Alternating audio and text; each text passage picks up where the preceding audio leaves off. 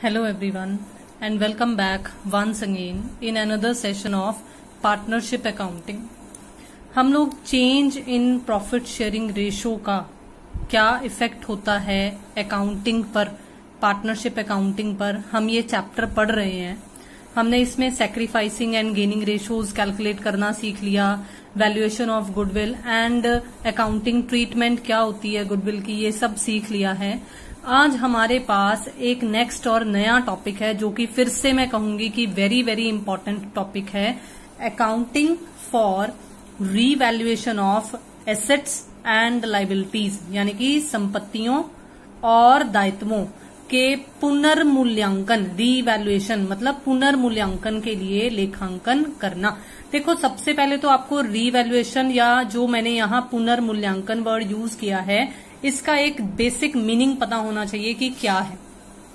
फिर से मूल्य आंकना, पुनर्मूल्यांकन का मतलब ये होता है, और रीवैल्यूएशन का मतलब अगर हम इंग्लिश में बोलें तो हो जाएगा टू रीवैल्यू, मतलब दोबारा से मूल्य आंकना। ठीक है, अब देखो हम समझेंगे कि हमारे पास इनका मीनिंग क्या होता है, मतलब revaluation of assets and liabilities का मतलब क्या है।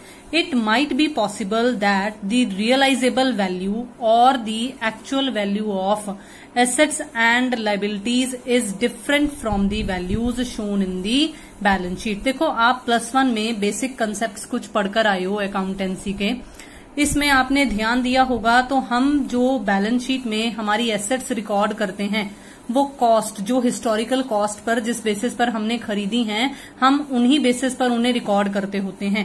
लेकिन मार्केट में हमें उन्हें बेचकर क्या पैसा रियलाइज हो सकता है मार्केट वैल्यू में बदलाव आ गया हो। तो इसलिए एसेट्स और लायबिलिटीज की जो वैल्यूज हैं, एक्चुअल वैल्यूज जो हैं, वो बैलेंस शीट में शो हो रही वैल्यू से कुछ अलग हो सकती हैं। The value of the asset में इंक्रीज और डिक्रीज विच में रिजल्ट इन अ प्रॉफिट और लॉस टू दी पार्टनर्स। देखो, मैंने यहाँ पर लाइन सिर्फ एसेट्स के पॉइंट ऑफ व्यू से लिखी है, लेकिन आप अगर चाहो तो यहाँ पे आप साथ में लायबिलिटीज भी मेंशन कर सकते हो। दी लायबिलिटीज और दी एसेट्स दोनों की वैल्यूज में कुछ न कुछ बदलाव हमें देखने को मिल सकते हैं, जिसकी वजह से हो सकता है कि जो पार्टनर्स हैं, जो साझेदार हैं, उन्हें किसी प्रकार का कोई प्रॉफिट या किसी प्रकार का कुछ लॉस सफर करना पड़ सकता है। Therefore it is required to revalue them when there is any change in the profit sharing ratio. अब देखो, बहुत ही ध्यान से, मैंने आपको पहले भी बताया है कि हम जो ये चैप्टर करेंगे ये हमें एडमिशन में भी काम आएगा, रिटायरमेंट में भी काम आएगा और डेथ ऑफ द पार्टनर के केस में भी काम आएगा। इसीलिए मैंने ब्रैकेट में फिर से ये नाम लिख दिए हैं और मैं फिर से इन पर स्ट्रेस डाल रही हूं, ताकि आपको पता चल जाए कि कितना इंपॉर्टेंट है हमारे लिए इन कंसेप्ट्स को क्लियर करना। Because all these changes are prior to the changes in profit sharing ratio, जो इंक्रीज डिक्रीज वैल्यू हो रही हैं, ये प्रॉफिट शेयरिंग रेशो से पहले, मतलब उसी टाइम पीरियड का हम एनालाइज कर रहे हैं। इसीलिए जो इनकी वजह से प्रॉफिट या लॉस, पी या एल, प्रॉफिट या लॉस जो निकलेगा उसे ओल्ड रेशो में डिवाइड किया जाएगा। ये पॉइंट आपको बहुत जरूरी याद रखना है, क्योंकि ये कंसेप्ट पता होने चाहिए कि कौन सी चीज गेनिंग और सैक्रिफाइसिंग में बांटी जाती है और कौन सी चीज ओल्ड रेशो की फॉर्म में बांटी जाती है। तो इसे जल्दी से हिंदी में रीड आउट करेंगे कि ये क्या दिया हुआ है हमें। ऐसा हो सकता है कि जो संपत्तियां और दायित्व स्थिति विवरण में प्रदर्शित किए गए हों, उनका बाजार मूल्य या वास्तविक मूल्य कम हो या अधिक हो, जिसके फलस्वरूप साझेदारों को लाभ या हानि हो सकती है। इसलिए लाभ हानि अनुपात में परिवर्तन होने पर, या प्रवेश के समय या अवकाश ग्रहण के समय या मृत्यु के समय पुनर्मूल्यांकन करना आवश्यक है, क्योंकि यह बदलाव लाभ हानि अनुपात में परिवर्तन होने से पहले का होगा। इसलिए इससे जो भी लाभ या हानि होगी उसे पुराने अनुपात में बांटा जाएगा। आई होप कि आपको ये कंसेप्ट क्लियर हो गए होंगे कि मैंने आपको कौन कौन से इंपॉर्टेंट पॉइंट्स बताए हैं, क्या मीनिंग बताया है। अब देखो, जिस तरह से हमने लास्ट जो टॉपिक किया था उसको 2 केसेस में पढ़ा था कि जो रिवाइज्ड वैल्यू हैं नहीं शो करना चाहते हैं, या रिवाइज्ड वैल्यू को मतलब जो इफेक्ट, जो चेंजेस आ रहे हैं गुडविल की, उन वैल्यूज को शो करना चाहते हैं। अगर हमारे पास जो वो एक्यूमुलेटेड रिजर्व्स और प्रॉफिट्स वाले केसेस जो हमने किए थे, बिल्कुल उसी तरीके से यहां पर भी हमारे पास कुछ केसेस बनेंगे। बेसिकली 2 केसेस ही बनेंगे। हम सबसे पहले आज केस 1 डिस्कस करेंगे कि अगर जो पार्टनर्स हैं वो रिवाइज्ड वैल्यू को रिकॉर्ड करना चाहें बुक्स में तो क्या होगा। In this case an account named revaluation account, which is sometimes called profit and loss adjustment account, is prepared। इसका मतलब इस केस में जब रिवाइज्ड वैल्यू हम आने वाली नई बुक्स में रिकॉर्ड करेंगे, मतलब after the change of profit sharing ratio record करेंगे, तो उसमें हम नई वैल्यूज रिकॉर्ड करेंगे। उस वक्त ये खाता बनकर तैयार होगा, पुनर्मूल्यांकन खाता जिसे बोला जाता है। अब देखो very very and very important line, कई बार ये क्वेश्चन 1 मार्क्स में भी आ जाता है कि पुनर्मूल्यांकन खाते का क्या नेचर होता है, मतलब रीवैल्यूएशन अकाउंट का क्या नेचर होता है। नॉमिनल अकाउंट है।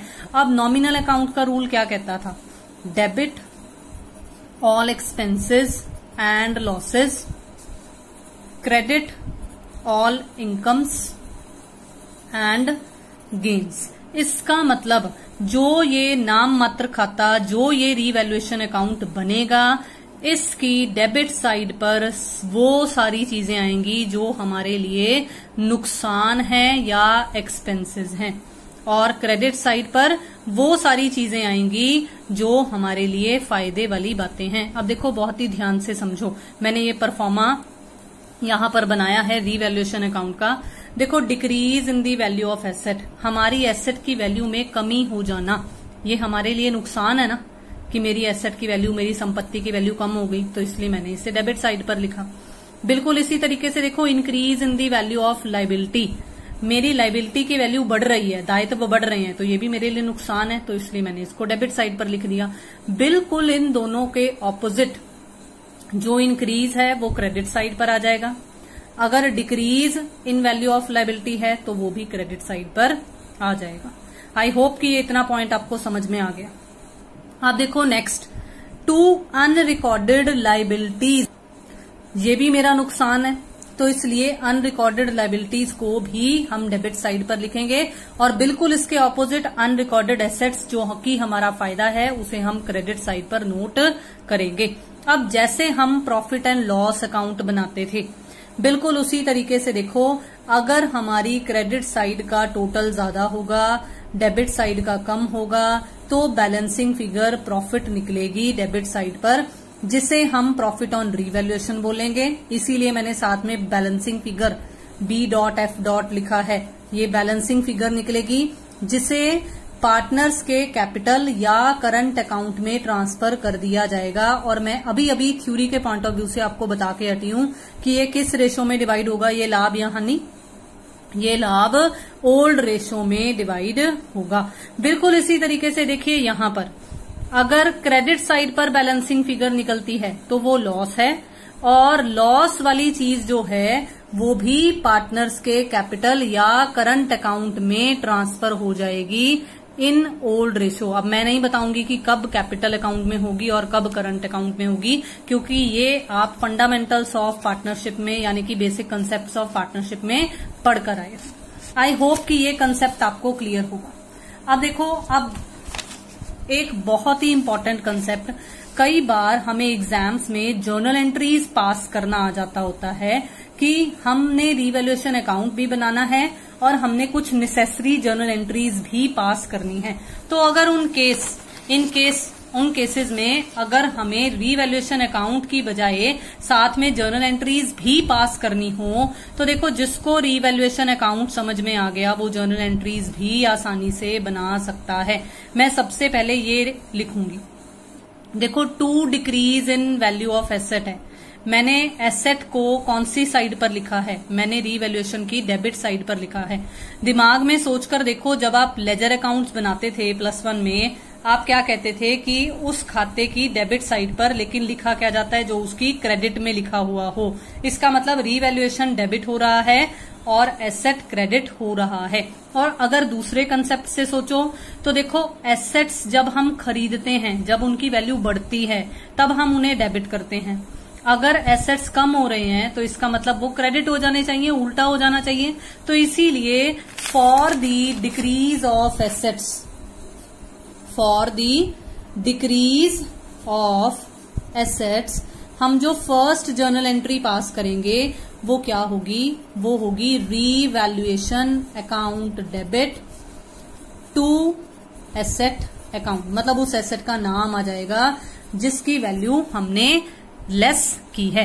बिल्कुल इसी तरीके से देखो, अगर मैं for increase in the value of asset बनाऊं, ये रिवैल्यूएशन की कौन सी साइड पर है, क्रेडिट साइड पर है। तो इसकी जर्नल एंट्री अगर मुझे बनानी होगी तो मैं for the increase of asset जो जर्नल एंट्री बनाऊंगी वो इसके ऑपोजिट बन जाएगी, उल्टा बन जाएगा, ऑपोजिट एंट्री हो जाएगी एसेट अकाउंट डेबिट। एसेट नहीं लिखना है आपको, जो आपको क्वेश्चन में दिया हुआ होगा आपने वो लिखना है। तो asset account debit to revaluation account. Like say for an example, अगर हमें दिया हुआ है कि प्लांट एंड मशीनरी की वैल्यू इंक्रीज हो गई है तो हम लिखेंगे plant and machinery account debit to revaluation account. बिल्कुल इसी तरीके से देखो, लाइबिलिटीज के पॉइंट ऑफ व्यू से एंट्रीज हैं।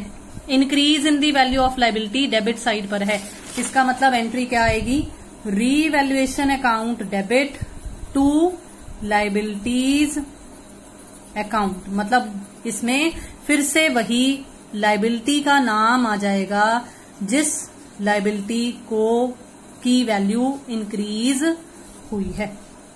बिल्कुल इसके opposite, for the decrease of liability, अगर मुझे लाइबिलिटी की वैल्यू कम हो गई है, मुझे फायदा हो गया है, तो वो फायदों को रिकॉर्ड करने के लिए हम उल्टा कंसेप्ट कर देंगे, यानी कि liabilities account debit to revaluation account. I hope कि ये चारों की चारों एंट्रीज आपको क्लियर हो गई होंगी जो हमने वाइल प्रिपेयरिंग रीवैल्यूएशन अकाउंट पास करनी पड़ सकती है। ठीक है, अब देखो बहुत ही ध्यान से, अगर कोई अनरिकॉर्डेड लाइबिलिटी है, अगर कोई अनरिकॉर्डेड एसेट है, देखो आप इसकी खुद ही आप जर्नल एंट्री बना सकते हो। जिस भी लाइबिलिटी का नाम दिया हुआ है आपको, वो अनरिकॉर्डेड लाइबिलिटी डेबिट साइड में आ रही है, तो एंट्री क्या बनेगी, रीवैल्यूएशन अकाउंट डेबिट टू उस अनरिकॉर्डेड लाइबिलिटी का नाम आ जाएगा। बिल्कुल इसी तरीके से अगर मैं अनरिकॉर्डेड एसेट का बनाऊं तो क्या बनेगा, उस अनरिकॉर्डेड एसेट का नाम account debit to revaluation account. इसलिए लेजर अकाउंट्स को दिमाग में लाकर जब आप पोस्टिंग करोगे तो बिल्कुल इसी तरीके से उसकी पोस्टिंग आएगी। अब अगर प्रॉफिट या लॉस है तो देखो इसकी जनरल एंट्री क्या होगी, ये रीवैल्यूएशन की डेबिट साइड पर है, तो प्रॉफिट को ट्रांसफर करने के लिए फॉर ट्रांसफरिंग प्रॉफिट आप क्या जनरल एंट्री पास करोगे, revaluation account debit to partners capital account, या फिर अगर हमें फिक्स्ड कैपिटल्स दे रखी हो तो पार्टनर्स का करंट अकाउंट लिखा हुआ आ जाएगा। लेकिन ये काम करना किस में है, ये काम ओल्ड रेशियो में करना है। ठीक है, बिल्कुल इसके ऑपोजिट एंट्री पास हो जाएगी अगर लॉस है तो। ठीक है, इन case of loss. I hope कि ये जर्नल एंट्रीज आपको बहुत ही अच्छे तरीके से समझ में आ गई होंगी। आपको ये वाला सेशन भी जरूर पसंद आ रहा होगा, क्योंकि ये टॉपिक चाहे थोड़ा सा लेंथी रहे लेकिन ये टॉपिक है बहुत आसान। तो हम आगे मूव ऑन करेंगे हमारे इस टॉपिक को, लेकिन उससे पहले मैं फिर से आपको कहूंगी कि अगर आपने अभी तक चैनल को सब्सक्राइब नहीं किया है तो काइंडली जल्दी से चैनल को सब्सक्राइब कर लीजिए, वीडियोस को शेयर कीजिए एंड लाइक करना तो बिल्कुल मत भूलना। अब देखो, अगर आपको याद हो तो जो लास्ट वीडियो थी जिसमें मैंने आपको एक्यूमुलेटेड रिजर्व्स या एक्यूमुलेटेड प्रॉफिट्स और लॉसेस के बारे में कुछ बताया था, उसके बारे में मैंने आपको कहा था कि मैं दो अभी आपको पेंडिंग करवा रही हूं, एक वर्कमैन कंपनसेशन रिजर्व और एक आपको बोला था कि मैंने इन्वेस्टमेंट फ्लक्चुएशन रिजर्व आपको बाद में कवर करवाऊंगी। तो मैंने वो दो पेंडिंग जो छोड़े थे उनमें से मैं आज वर्कमैन कंपनसेशन रिजर्व ले रही हूं इस पर्टिकुलर वीडियो में, क्योंकि अब वो हमें समझना जरूरी है, क्योंकि हमने अब रीवैल्यूएशन अकाउंट समझ लिया है। तो देखो, workman compensation reserve in detail. तो सबसे पहले तो देखो वर्कमैन कंपनसेशन रिजर्व होता क्या है। कर्मचारी क्षतिपूर्ति रिजर्व, क्षति का मतलब होता है किसी तरीके का कोई नुकसान हो जाना, ठीक है। तो it is a reserve made out of the free reserves और share of the profits in order to compensate the workman in case of any mishappening और any accident at work place. मैंने तब भी आपको ओरली मीनिंग बताया था कि क्या होता है ये, अब आज आपको रिटर्न में भी बता दिया कि ये चीज क्या है। यह रिजर्व लाभों में से ही बनाया जाता है ताकि कर्मचारियों को रोजगार के दौरान यदि कोई चोट लगी है या कोई दुर्घटना हुई है तो उस क्षति की यानी कि उस नुकसान की पूर्ति की जा सके। But when there is any change in the profit sharing ratio of the partners and the amount of workman compensation reserve is not used, then it should be distributed among partners in their old profit sharing ratio। अब देखो यहां से ना workman compensation reserve की ना treatment बतानी मैं शुरू हो गई हूं।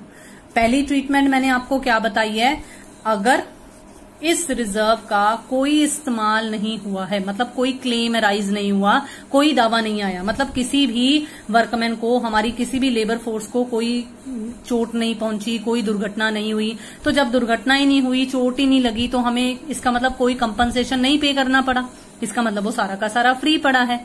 तो अगर क्षति की पूर्ति करने के बाद या अगर क्षति की पूर्ति करने के बाद भी कोई शेष है तो इसे साझेदारों की पुरानी लाभ अनुपात के अनुसार बांट दिया जाएगा।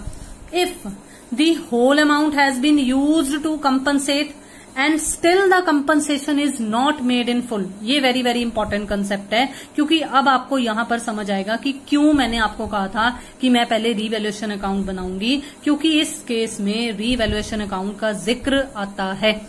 अगर सारा अमाउंट हमने रिजर्व का यूज कर लिया है कंपनसेशन पे करने के लिए, लेकिन कंपनसेशन अभी भी पूरा नहीं हुआ है, वो अभी भी रह गया है, बच गया है कुछ शेष, तो उस केस में जो वो एक्स्ट्रा मुझे और सहना पड़ा, देखो वो मेरी क्या बन जाएगी, ये मेरी एक्स्ट्रा अमाउंट क्या बन जाएगी, ये मेरी अनरिकॉर्डेड लाइबिलिटी बन जाएगी। और हमने अभी अभी क्या सीखा है रीवैल्यूएशन अकाउंट में, अनरिकॉर्डेड लाइबिलिटी को हमने डेबिट साइड पर रिकॉर्ड करना होता है। तो it is to be adjusted in the debit side of the revaluation account as unrecorded liability. ये यहां मैंने फिर से दोबारा से लिखा भी हुआ है।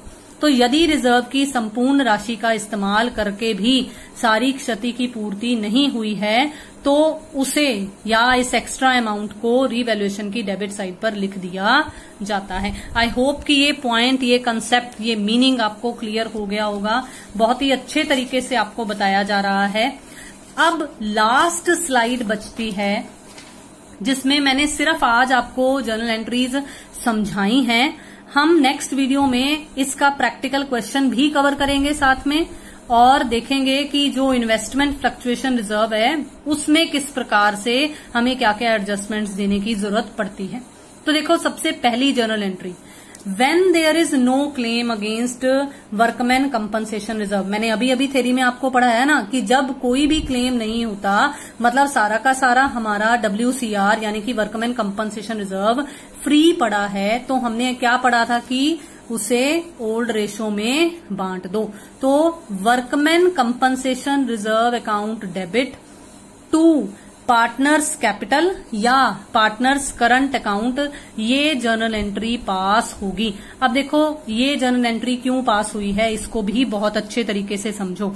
देखो रिजर्व्स का कौन सा बैलेंस होता है, हमने समझा था ना। वैसे भी तो आपको जरूरत ही नहीं पड़नी चाहिए ये समझने की, क्योंकि जब मैंने आपको एक्यूमुलेटेड रिजर्व्स वाले कंसेप्ट बताए हैं तब आपको मैंने ऐसी ही एंट्री बताई थी जिसमें वर्कमैन कंपनसेशन के साथ इन्वेस्टमेंट नीचे लिखा हुआ था, रिजर्व ऊपर लिखा हुआ था, प्रॉफिट एंड लॉस का बैलेंस ऊपर लिखा हुआ था। चारों चीजें डेबिट कर फिर मैंने पार्टनर्स के कैपिटल या करंट अकाउंट को क्रेडिट किया था। तो यहां पर भी ऐसा ही कुछ कंसेप्ट है, क्योंकि रिजर्व्स का तो क्रेडिट बैलेंस होता है, वो हमारी बैलेंस शीट की लायबिलिटीज साइड पर होते हैं। तो जब हम उन्हें खत्म करने लगे हैं, जब हम उन्हें डिस्ट्रीब्यूट करने लगे हैं, तो उन्हें हमें डेबिट कर देना है। और क्योंकि ये पार्टनर्स को मिलने वाली चीज बन जाती है अब, और पार्टनर्स को मिलने वाली चीज हम क्रेडिट करते हैं, तो इस प्रकार से ये जर्नल एंट्री बन जाएगी। अब देखो बहुत ही ध्यान से, when claim is less than total amount of the reserve maintain, जब क्लेम जो है वो कम है। अब देखो मैं एक एग्जांपल लूंगी, मान लो ये जो पहला केस था ना, उस पहले केस में तो था कि 10,000 का हमने रिजर्व बना रखा था, कोई क्लेम नहीं आया, तो मैंने 10 का 10,000 ही पार्टनर्स में बांट दिया। ठीक है, अब मैं आपको दूसरा केस समझाऊंगी। दूसरे केस में देखो क्या है, when claim is less than the total amount of the reserve maintained, मतलब मैंने रिजर्व बनाया है 10,000 का, लेकिन क्लेम जो है वो 5,000 का आया। तो देखो रिजर्व ज्यादा बना हुआ है, क्लेम कम है, लेकिन क्योंकि अब change in profit sharing ratio हो रहा है, तो मुझे क्या करना है, इसके बारे में भी मैंने आपको थ्योरी में क्या पढ़ाया है कि अगर क्लेम देने के बाद भी कुछ शेष बच जाता है, तो उस शेष को, शेष कितना बच रहा है, बैलेंस कितना बच रहा है, 5,000 का, तो 5,000 को हम पार्टनर्स की कैपिटल या करंट अकाउंट में बांट देंगे। तो उसके लिए जर्नल एंट्री क्या होगी, देखो वर्कमैन कंपनसेशन रिजर्व था 10,000 का, तो मैं इसको 10,000 के 10,000 को डेबिट कर दूंगी। 5,000 जो क्लेम आ गया, अभी क्लेम आया है, अभी पेमेंट तो नहीं की ना, तो इस क्लेम के लिए हम प्रोविजन बना लेंगे। आपने +1 में प्रोविजंस और रिजर्व्स का चैप्टर पढ़ा है, तो आपको पता है कि रिजर्व और प्रोविजंस में क्या डिफरेंस होते हैं, क्या नहीं होते हैं, ये सब कंसेप्ट आपको क्लियर है। तो इसीलिए जो अभी क्लेम आया है लेकिन अभी उसकी पेमेंट नहीं हुई है, हम उस क्लेम को अलग से अपनी शॉर्ट टर्म नेचर की लायबिलिटी बना लेंगे और उसे प्रोविजन में ट्रांसफर कर देंगे। Provisions for workman compensation claim, ये क्लेम लिखा हुआ है। ठीक है, तो यहां कितना आएगा, 5,000, और बाकी का जो 5,000 बचा शेष, उसे हम पार्टनर्स की कैपिटल अकाउंट में ट्रांसफर कर देंगे। मैंने यहाँ पार्टनर्स के कैपिटल अकाउंट या करंट अकाउंट लिखा है। मैं यहाँ अगर बताऊं, मान लो 2 पार्टनर्स हैं ए और बी और इक्वल रेशो है, तो यहाँ 2 A's कैपिटल 2 B's कैपिटल और कितना कितना अमाउंट आएगा, 2500 A में, 2500 B में। तो कुछ इस प्रकार से शेष बैलेंस की डिवीजन हो जाएगी। ठीक है, अब देखो थर्ड केस, अगर क्लेम बराबर है WCR के, मतलब 10,000 का रिजर्व था, 10,000 का ही क्लेम आ गया, तो इसका मतलब इस बार पार्टनर्स के लिए तो कुछ बचा ही नहीं है। तो सिंपल सी बात, ये जो ऊपर जर्नल एंट्री हमने की थी, इसमें से ये पार्टनर वाली लाइन कट जाएगी, तो बाकी का क्या बचेगा, ये मतलब WCR को डेबिट कर दो 10,000 से, और हमारा ये सारा का सारा प्रोविजन बन जाएगा। तो 10 का 10,000 हम प्रोविजन में ट्रांसफर कर देंगे। अब देखो फोर्थ और लास्ट और इम्पोर्टेंट कंसेप्ट जो है कि अगर क्लेम ज्यादा है वर्कमैन कंपनसेशन रिजर्व से, वर्कमैन कंपनसेशन 10,000 है, क्लेम 12,000 आ गया। ठीक है, क्लेम 12,000 आ गया। अब इस केस में देखो क्या होगा, देखो मैंने तो तैयारी सिर्फ 10,000 की ही की थी, तो मैं अपना रिजर्व तो सिर्फ 10,000 ही यूज कर सकती हूँ ना, लेकिन मुझे क्लेम आने वाले टाइम पीरियड में मुझे प्रोविजन कितने की बनानी पड़ेगी, 12,000 की। अब देखो बहुत ही ध्यान से, हमारी इस जर्नल एंट्री में बैलेंसिंग फिगर कौन सी साइड पर निकल रही है, अगर मैं डुअल एंट्री एस्पेक्ट लगाऊं तो बैलेंसिंग फिगर डेबिट साइड पर निकल रही है। रीवैल्यूएशन को हमने क्या पढ़ा था, ये एक नॉमिनल अकाउंट, नॉमिनल नेचर का अकाउंट है, तो ये रीवैल्यूएशन जो यहाँ पर डेबिट हो रहा है, ये शो कर रहा है कि ये मेरा लॉस है, दिस इज अ लॉस। तो इसलिए ये 2,000 यहां आ जाएगा। मैं इसी ऊपर AB वाली एग्जाम्पल को ही लेकर चलूंगी। अब क्योंकि ये 2,000 लॉस की फॉर्म में आ गया, तो अगर आपको और कोई एंट्री नहीं दी हुई है, आपको कोई और क्वेश्चन में नहीं दिया हुआ है कुछ भी, तो आप इसी के लिए जो जर्नल एंट्री पास करोगे वो क्या होगी, वो होगी पार्टनर्स कैपिटल या current account debit to revaluation account. मतलब ये जो लॉस है वो ओल्ड रेशो में बट जाएगा। मैं फिर से रिपीट कर दूं, ये जर्नल एंट्री तब आएगी जब आपको कोई और क्वेश्चन, कोई और इन्फॉर्मेशन साथ में नहीं दे रखी, जब आपको सिर्फ वर्कमैन कंपनसेशन रिजर्व की ट्रीटमेंट क्वेश्चन में पूछी हुई है। लेकिन अगर आपको फुल फ्लेज क्वेश्चन आता है पूरा का पूरा, तो उस केस में आपने क्या करना है, जो ये 2000 यहां निकला है, आप इस 2000 को रीवैल्यूएशन अकाउंट जब बनाओगे तो डेबिट साइड पर, अब सोचो क्या लिखोगे। मैंने आपको कहा था उस अनरिकॉर्डेड लायबिलिटी का नाम आता है। डेबिट के ऑपोजिट क्या लिखा हुआ है, हम लेजर अकाउंट्स में ऐसे ही पोस्टिंग करते थे ना, तो डेबिट के ऑपोजिट क्या लिखा हुआ है, provision for workman compensation claim. तो इसका मतलब ये नाम है जो रीवैल्यूएशन की डेबिट साइड पर यहां लिखा हुआ आएगा, लेकिन अमाउंट हम क्या लिखते थे, उसके सामने वाला। तो अमाउंट हमने 2000 यहां लिखना है। आई होप कि ये कंसेप्ट्स आपको समझ में आ गए होंगे। अब खुद ही दिमाग लगाकर देखो, जो ये 2000 यहां निकला है, अगर कोई और इन्फॉर्मेशन ना हो तो ये 2000 इधर आके लॉस बनेगा, तो कुछ इस प्रकार से ये डिवाइड हो जाएगा। आई होप गाइज कि आपको आज का ये टॉपिक, आज का ये सेशन बहुत अच्छा लगा होगा, बहुत पसंद आया होगा, क्योंकि बहुत ही इंपॉर्टेंट टॉपिक है। मैं फिर से बता देती हूँ, एडमिशन में भी भैया काम आने वाले हैं, आगे रिटायरमेंट, डेथ, आगे वाले चैप्टर्स में काम आएंगे। अगर हम अभी ये टॉपिक्स अपने क्लियर कर लेंगे तो हमें आगे आने वाले टॉपिक्स में कम दिमाग लगाना पड़ेगा और वो चैप्टर्स हमारे जल्दी से हो जाएंगे। सो सब्सक्राइब दी चैनल, अगर आपने अभी तक सब्सक्राइब नहीं किया है, बेल आइकन प्रेस करना बिल्कुल मत भूलना। शेयर कीजिए वीडियोस को एंड लाइक कीजिए वीडियोस को। Thank you so much and have a nice day.